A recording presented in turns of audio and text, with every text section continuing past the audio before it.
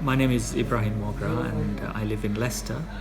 I serve as a community imam here in Leicester, but also nationally I'm engaged with the Muslim Council of Britain and a number of other organizations, and also involved in interfaith engagements and activities with other faith communities.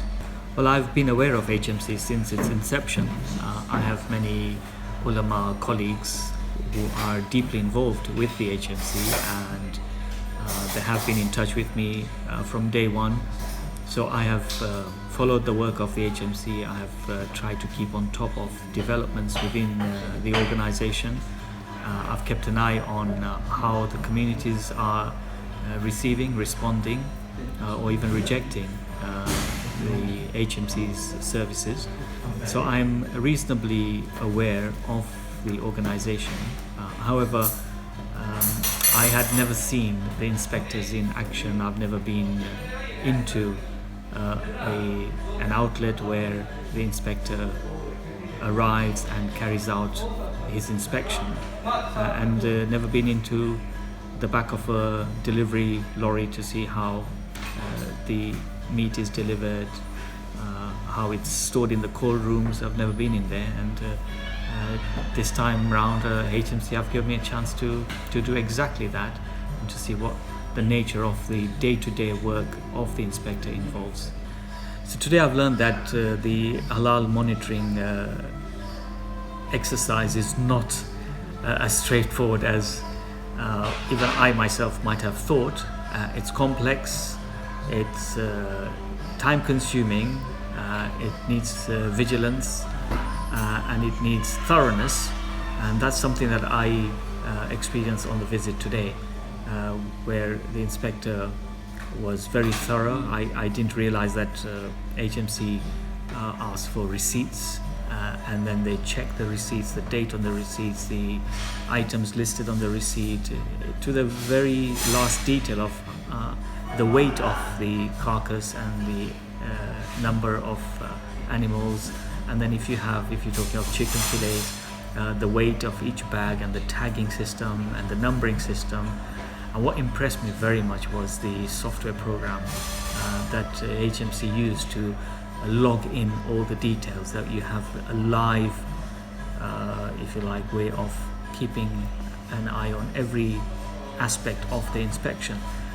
So we were able to see exactly where we were in terms of location, which store we were in, and then inside each tag had a number which the inspector tapped into his app, and we were able to see exactly where it came from, which abattoir, what time, what date, and where it's been delivered to. So it was very, very impressive. So I think what I've learned is that the HMC halal monitoring service that they are providing is really one that we should really appreciate and lend our support to. I was aware that inspectors pop into outlets unannounced, and they will then carry out their inspection. I wasn't aware of the frequency. Personally, I'm delighted that it's not just a once a week type of visit, but it's more frequent, and that the inspection is very, very random and very thorough at the same time, where the inspector actually opens up the boxes and checks the carcasses and looks at, I'll tell you what really was an eye-opener for me. We were looking at the shop front where we had all the lamb meats in different forms. So we had the mince, and we had the chops, and we had the other pieces, and the inspectors explained to me that when you have the lamb chops, the remainder of that animal will be in the cold room in the back, and they would actually go and check that to see if the lamb chops are coming from an HMC approved carcass. So I was very impressed by that. But I want to say to all of my brothers and sisters that we understand the importance of halal, and here we go beyond how we earn our money and earn our living, which has to be halal, to how we spend it and where we spend it, and in particularly what we consume with that halal earning. If it's meat, then obviously it has to be halal, and we are all very well aware of the teachings of the Sharia with regards to halal. But what I want to say is, here is an opportunity for us that the meat that comes to our dinner table will be assured, guaranteed and certified as halal. And if we have to pay for this service, I would say we must pay for this service, so that at least we are confidently eating the food that's on our plate, knowing that it is halal. And responsible people who understand the huge burden of responsibility that they have taken upon themselves to make sure that we get halal food on our tables. And as I mentioned, I have very meaningful and deep engagements in interfaith, and I work very closely with the Jewish community and their faith leaders, and I've seen the amount of willingness they have to part with their hard-earned cash, to part with their hard-earned money, to pay for the kosher certification for the meat that they eat. And their meat and their chickens are much more expensive than what we are paying for halal. And many times I felt in the absence of meat that is certified halal by groups like the HMC, that perhaps it's better and safer and more halal for me to eat kosher than to eat meat which is labeled halal, but there is no way of determining the authenticity of that being halal.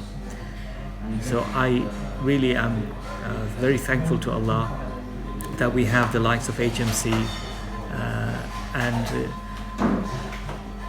wholeheartedly support the efforts that they have conducted so far, and the plans that I'm hearing of where they want to go next with this, in ensuring that what we eat is absolutely halal and is neither contaminated by non-halal products, because we hear so many stories of people passing off non-halal meat as halal meat, and the whole industry needs to be looked at, but particularly the halal industry needs to be looked at.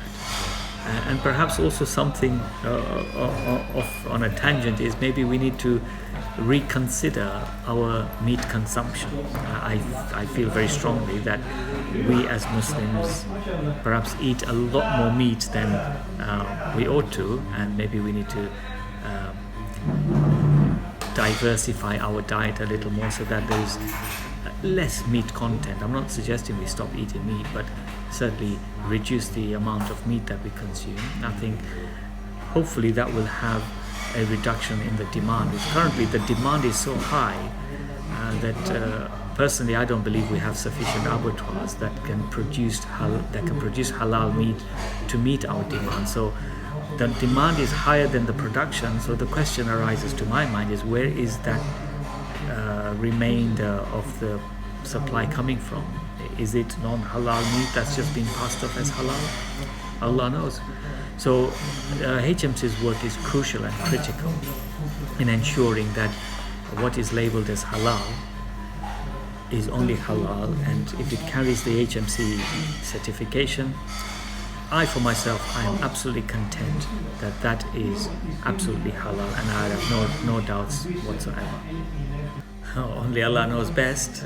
If you walk into a butcher's which is not certified by HMC, I don't know what certifications they might have and what methods the people who certified them have put into place to ensure that it is halal.